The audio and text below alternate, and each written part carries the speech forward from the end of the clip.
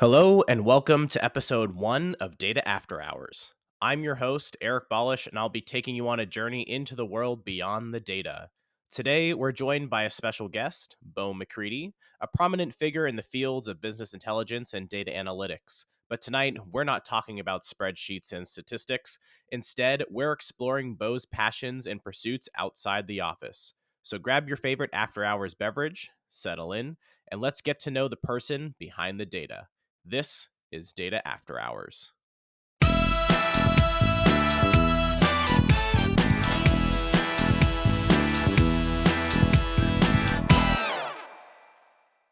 Hey, Bo, welcome to the show. Hey, Eric, thanks so much for having me. Super excited to be here. Yeah, I'm super pumped to have you as our inaugural guest on the show. I honestly have no idea how all this is going to play out, but we're just going to roll with it and see how it goes. Can't wait. Awesome. All right. Can you briefly share just how you ventured into BI and data throughout your career? Yeah, absolutely. So, I would start by saying the cliche that I have a little bit of an unconventional background for someone who's in BI, but as you and I both know, we've been in this community for a little while now, and it feels like there is no conventional background. Um, so back when I was in school, I actually did my master's in public policy and my doctorate in educational leadership at the University of Wisconsin. And kind of along the way, I was learning, research methods, program evaluation, taking statistics courses, as I went. And partway through my PhD, I kind of soured on the idea of becoming an academic and thought, at least at this point, I'm gonna go out and I'm gonna get a job and have some of that real world experience, so that if I come back and teach someday, I'll have that basis to build on. And so I ended up getting a job at the local school district in Madison, Wisconsin, as I guess kind of the first analyst slash researcher in a new department that was spinning up.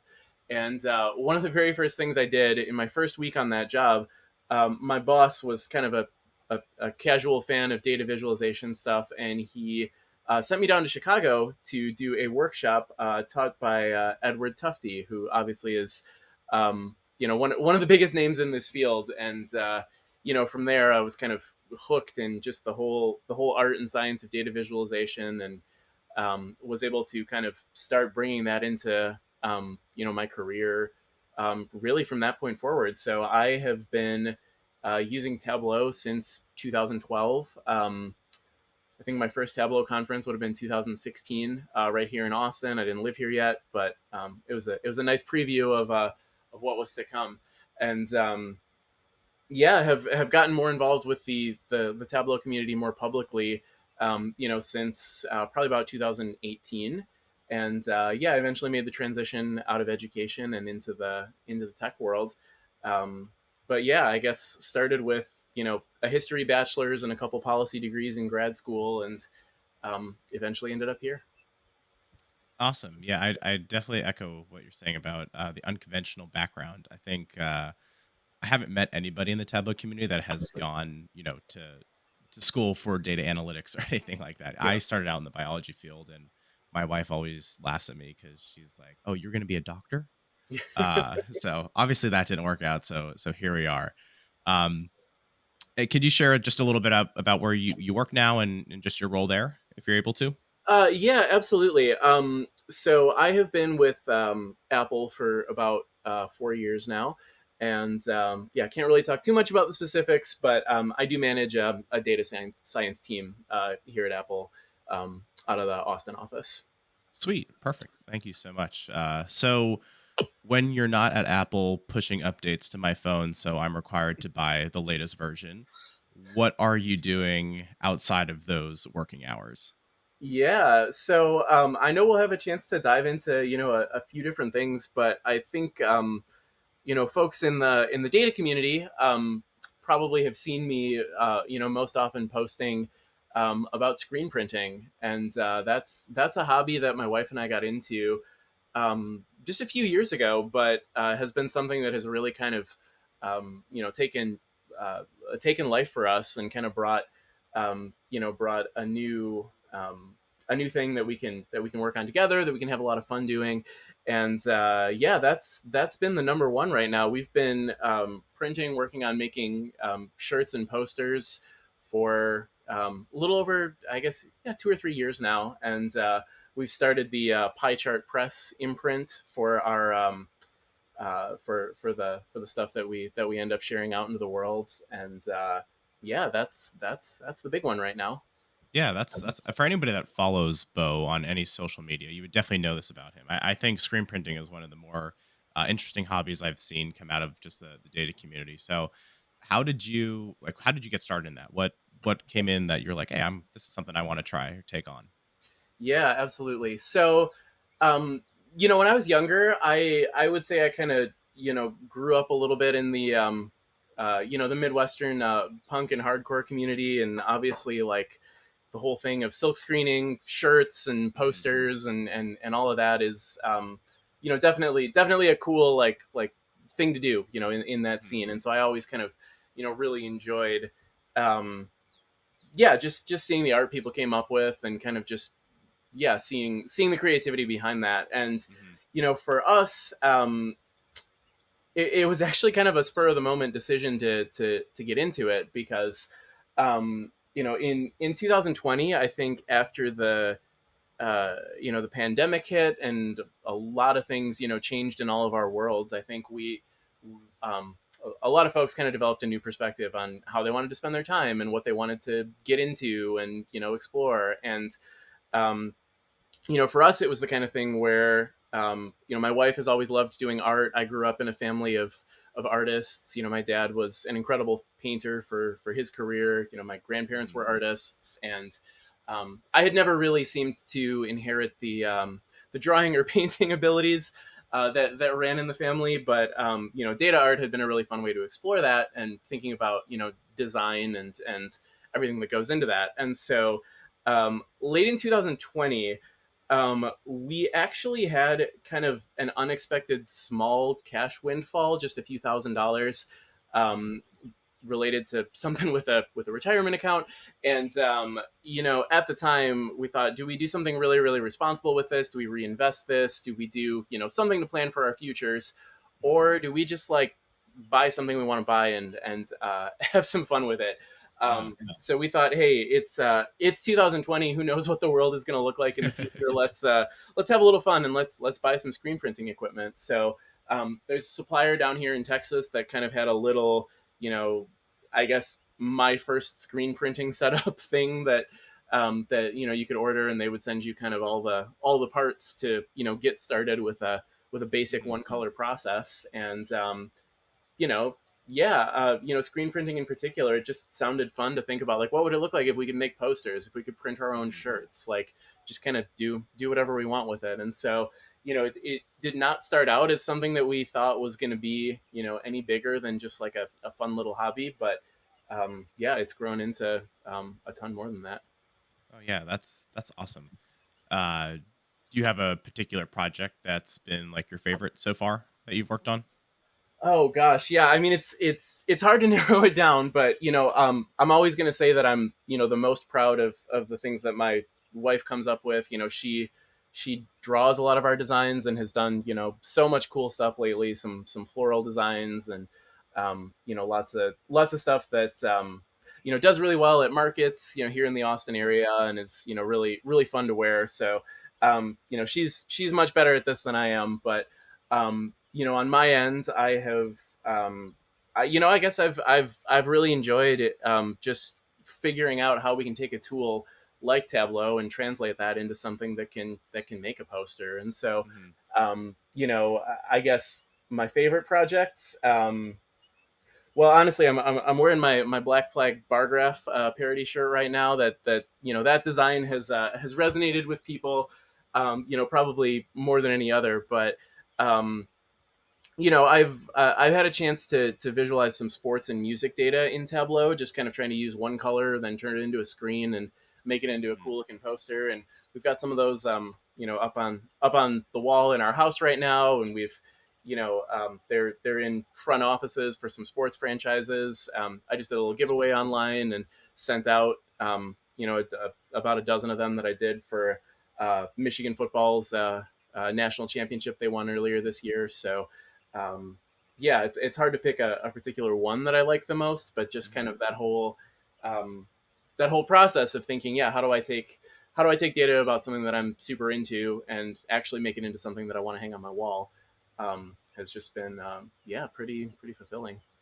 Yeah, that's awesome. I kind of dabbled into the data art stuff for a little bit with doing some sports prints and just some other things. And it's definitely it's quite the process trying to figure out, okay, how can I export this from Tableau into a tool that can print this, that's going to print it at a high quality so it's not blurry. And it took me a while to figure that out. And there's a few other Definitely. folks in the community that kind of went through that process. But yeah, that's really awesome to hear. You actually went into the my next question of just how has that influenced just your expertise in data analytics. And it's awesome to hear that you've spent a lot of time like visualizing some of that sports data into the screen printing. I've seen some of the shirts that you've printed out for FC Austin and things like that. So that's pretty cool.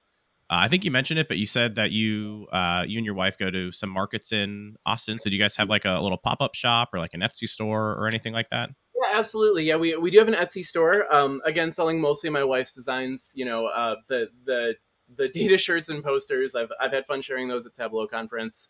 They do okay at markets in Austin. Once you get outside of the Very tech hub, specific crowd of doesn't people. doesn't resonate quite as much with rural folks in Texas, but it's okay. But yeah, no, we have an Etsy shop. We have actually something we're really excited about is there's a market here in Austin called Blue Genie that's on the north side, and they do a big Christmas market every year that most people know, but they also do kind of a spring market for Mhm. Mother's Day, and so this is our first time that we'll be one of the vendors at that market. So yeah, you can find our stuff there.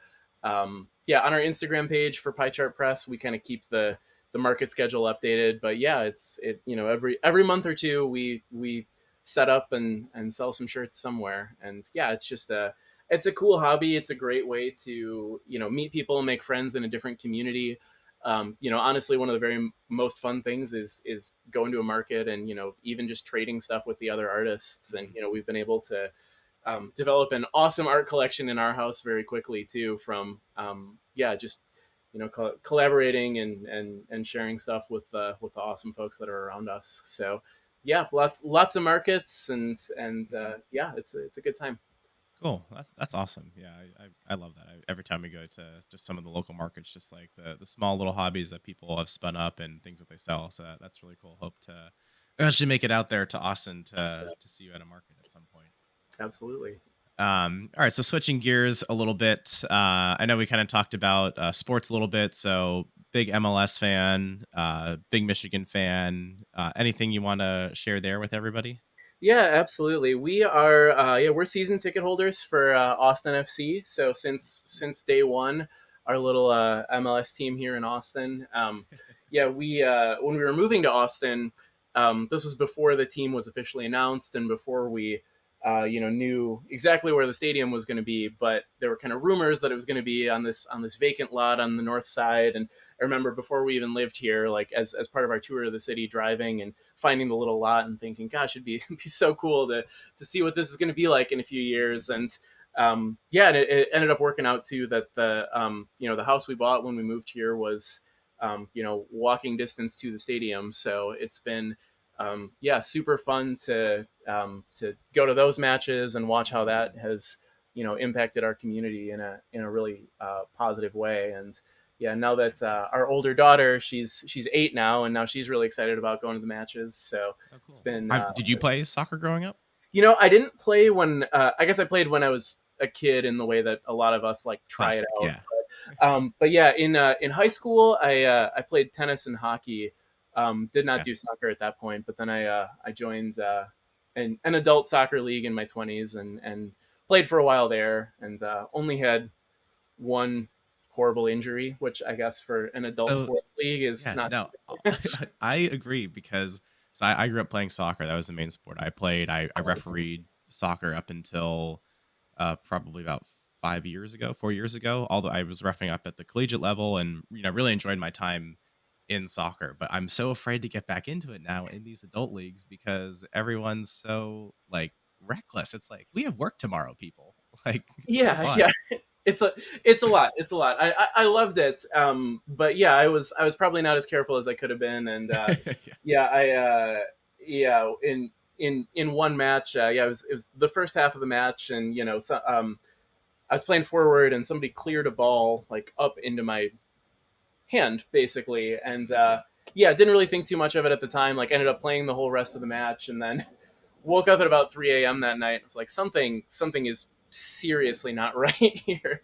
And yeah, I ended up going into the hospital the next morning and had, of course, broken my wrist pretty badly. So was in, kind of one of those rigid slings for Oh yeah, quite a no. while. And it was a nasty injury. So yeah, when I came back from that, I was a little more cautious of a player than I was Yeah. before. Yeah, absolutely. And then I know you mentioned you have some family connections to Michigan football as well. Yeah, yeah, definitely. So, um, yeah, working with kind of Michigan sports data has been, something that I've done um, really since the start of when I've done anything in Tableau. In fact, I think the very first time I tried to do anything in Tableau Public, it was Michigan football related because it kind of came naturally to me. But Hmm. yeah, my dad's whole arm of the family was from Ann Arbor, Michigan. My grandparents were alums, and kind of even more directly, my grandparents and my dad when he was a little kid, they lived next door to the head football coach at the time, who had been an All-American football player back in the 1920s, and then became the coach eventually. And so, yeah, and so he was actually my dad's godfather, and like Oh was a wow. very close family friend. And so, our connections to that program went back a ton that way. I had an ancestor who played for the team, 100 years ago, and yeah, so kind of along with that, with my dad's business, he also had a really close relationship with the University of Michigan, and Hmm. so. We didn't necessarily have a ton of money when I was growing up. There weren't a lot of vacations, but we did Hmm. always make it over to Ann Arbor every year and kind of see his old stomping grounds, take in a football Hmm. game, and do that whole thing. And eventually, because of our connections, through their next door neighbor and my dad's godfather, he didn't have a lot of his godfather didn't have a lot of living family members these days. His own Hmm. children died young, unfortunately, and so when it came time for the school to retire his jersey, our family was actually the ones who kind of were on the field at the game to Oh wow. represent them. So yeah, so that was kind of the most one of the most vivid connections and like coolest memories of being I guess a small part of that program. So yeah, that fandom runs pretty deep, and I'm trying to pass that along to my daughters too. And yeah, thankfully, we're here in Austin, and the national championship was in Houston this year, so Yeah. made kind of a last minute decision to just drive over and see it in person. So I took my 8-year-old, and we made an evening out of it, and we got to see Michigan win. Their first title Yeah. since I was pretty little. So the Yeah. first one I was old I enough to actually appreciate. Yeah, that's awesome. I was following along with your pictures, and it looked very surreal. It looked like Yeah, a really great yeah, time. absolutely. That's awesome. All right, so we're getting close to our time here, but just two more questions. What is something that you'd go back and tell your 18-year-old self? Oh, I wow. know What that's a a tough great one. question. Man, you didn't prep me for this one, but Yeah, I can't prep you for yeah. this. Oh, yeah. Oh gosh. Yeah, I'm going to end up giving a really cliched answer here, but It's all right. People want to I hear it. would remind him to have fun along the way, to have a good time. Don't stress out too much. You will find your place. You will find your community. You will find your career. Yeah, because at 18 years old, I was an undergrad majoring in U.S. history and had no idea where Hmm. where my life was going to go. And I think yeah, I think as I reflect on the hobbies we've gotten into, the screen printing, kind of all the the reasons behind that. Yeah, that's been part of kind of an intentional effort to have more fun and just kind of explore the things we want to explore when we have the time to do it. Obviously, Had some losses in the family recently, and I think it kind of makes me reflect on how our time's not guaranteed. We don't Hmm. know. We don't know what's going to come, and I spent a lot of time worrying about how things were going to turn out, and Hmm. um, at the end of the day, they turned out great. And so my Yeah. advice would be, have fun, have fun along the way. Yeah. Awesome. Thank you so much for that. Yeah, that's I don't think that's cliche at all. That's the truth. All right, now just a fun question here before we wrap up. If you had to fight a gorilla or a grizzly bear, which would you choose and why? Oh wow. Okay. Really switching Um, gears here. yeah. No, that's okay. Oh gosh, and I feel like you're gonna have people come on and answer this question, and they're gonna know something about both of those animals and like how you would deal with them. I have no idea. I have no idea how I would deal with either one of them. I guess I'm gonna say, oh gosh.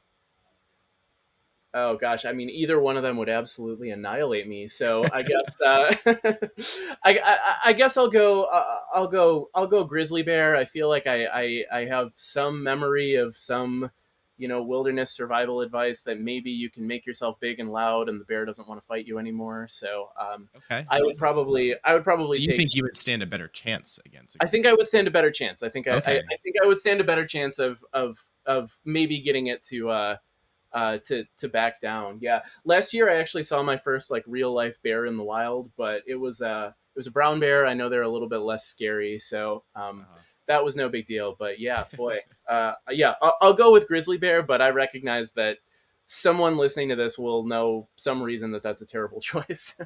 Well, we're gonna see how the season goes and see what other folks have to say, and then obviously there'll be some visualization component at the end of it, Perfect, summarizing perfect. everybody's Yeah, answers. So, well, Bo, thank you so much for joining me on the show today. It was a pleasure having you as our inaugural guest. It was great to learn about just some of your hobbies outside of the data world. So, thank you so much for taking the time out of your day to join us tonight. yeah. Thank you, Eric. It's been a blast, and obviously it's a huge honor to be able to go first on something cool like this. So thank you. Yeah, it's a Yeah. pleasure. Absolutely. And to our listeners, thank you for tuning in. Make sure to hit subscribe for more unique stories from the data world and join us next time on Data After Hours. Stay curious and good night.